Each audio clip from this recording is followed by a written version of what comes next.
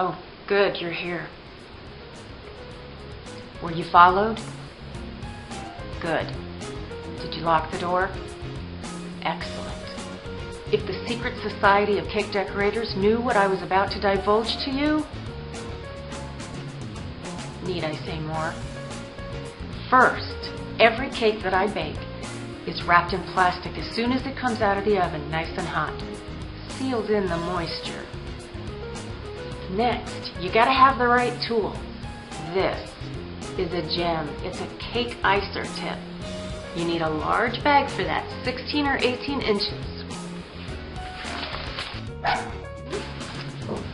Yeah, I know, right? Then you drop it in, fill it with icing, and you've got a fabulously iced cake in no time at all. You will also need disposable bags, parchment bags, or plastic. You'll need a variety of tips, couplers, professional food colorings. You could use what you get at the store, but the best ones are powder, paste, or gel. All of these work well for vibrant, beautiful colors. Also remember, whatever color you make it, it's going to be a few shades darker after it dries. You're going to need a flour nail and some wax paper squares. I'll show you why in a minute. Alright, so let's get started. This is how you fill any pastry bag. You fold down a cup and open it up.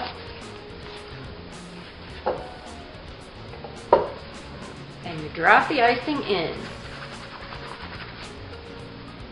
Like that. This one you can fill up as much as you want. This icing is nice and soft. It's a regular white buttercream. Lots of it in there. Alright, if you overfill the smaller ones while you're doing detail work, your hands will get tired because there's too much in there. Alright, let the twist do some of the work so your hands don't get tired. Now, come on over here. To ice this cake, all I have to do is squeeze and turn the cake. And you get a beautiful, even coat of icing. Now you can see there's a little bit of icing on there already. This wasn't our first take, but that's okay. I'm glad that you made it here to see this. Alright, so the sides are done. And now for the top.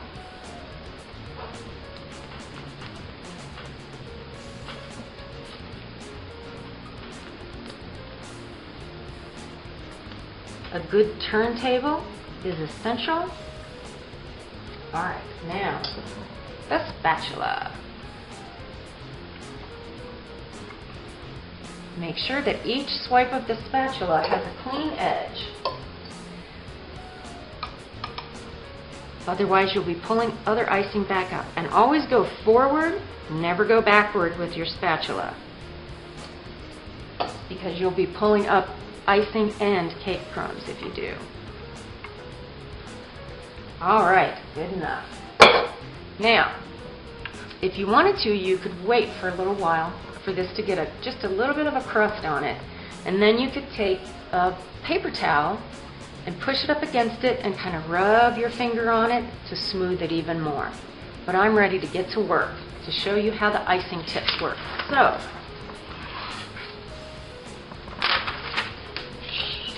let's get started. This is a round tip. It's a number 3. It's an average size writing tip. To make a dot, pressure, lift, release the pressure. Pressure, lift, release the pressure.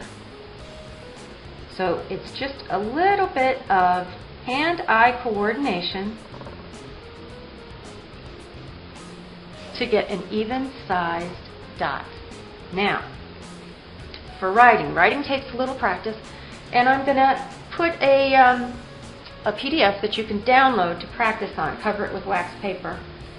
Now, the secret to writing is to have an icing that doesn't break as you write. Touch down, lift up a little bit, touch down. So there's a touch down to the cake surface at the beginning and end of every mark.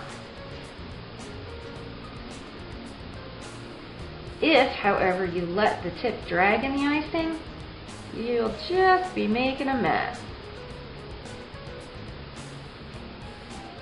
Alright, there you go. Now it's fun to do little doodles, and this is the one you want to use to do that. Here's a little heart.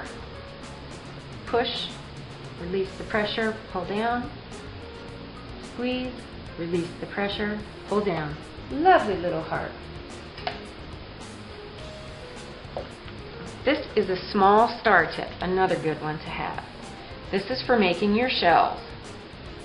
Pressure, release the pressure, pull down. Pressure, lift, release, pull down. Pressure, lift, release, pull down. Here's a curly Q. The same way, pressure, twist, release, pull back. Pressure. There you go. Alright, now, the one that I love goes both ways. Pressure, lift, twist, release the pressure. Pressure, lift, twist. That's a nice one. That will impress your friends, I promise you. Now the other tip I want to show you is a petal tip. It has a wide end and a narrow end. And here's what you do with it. You put a little bit of icing on the nail.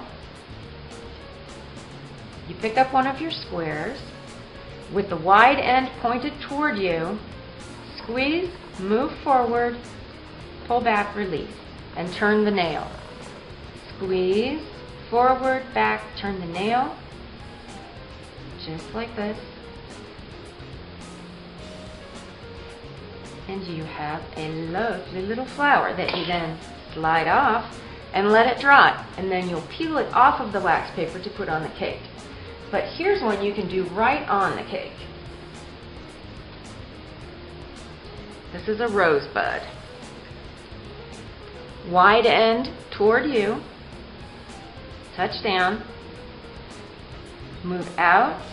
Release the pressure gradually and come back. One petal. Hold your bag straight up. Touch down. Wiggle back and forth for a second and pull back. And do one more petal on the top. Like that, and you have an instant rosebud on your cake. There are lots of other things that you can do with that tip too. Alright, let's get to work, shall we? I'm going to decide what I want to do on my cake before I put my icing tip down. I'm going to write on the top of the cake. Remember, you're going to touch down, lift, and pull and release the pressure, touch down again. So I'm just going to write happy on this one, because happy is where it's at. Now I can steady my hand with my other hand. That works very well. It just takes a little bit of practice to see how hard you have to squeeze it and how high you need to hold it. And it's a little wiggly. My hand's a little bit shaky, but that's alright. Alright, happy, happy. Oh, let's do a heart. Squeeze, release the pressure, pull back. Squeeze, release the pressure, pull back. One of the other fun things that you can do with a star tip is a lovely garland. You start by squeezing a shell, but then you want to press a little bit harder and wiggle as you go. Release the pressure as you come back up. I'm wiggling, I'm making it fat, I'm releasing the pressure, coming up. This is a really easy one to do. And you can do this with your petal tip as well. And then, let me show you. This is a larger star tip, and it makes the most beautiful garlands and borders. I'm going to do a regular shell on the bottom, and I want it nice and big. So I'm squeezing a little harder than normal, pulling back. And that way you can use the same tip on the top and the bottom. And the one on the top is just a little bit smaller because you don't squeeze quite as hard. See how lovely? That's just perfect. Now, because I've already done my sides, I can start my top border. And I'm going to do a twist this way, and then a twist that way. And this is my favorite border. See how easy? With a little bit of practice, you can be doing this too. So download that PDF, print it out, laminate it if you want, if you can, or just cover it with wax paper and practice. And you will be making fabulous cakes in no time. Remember, this is just between you and me.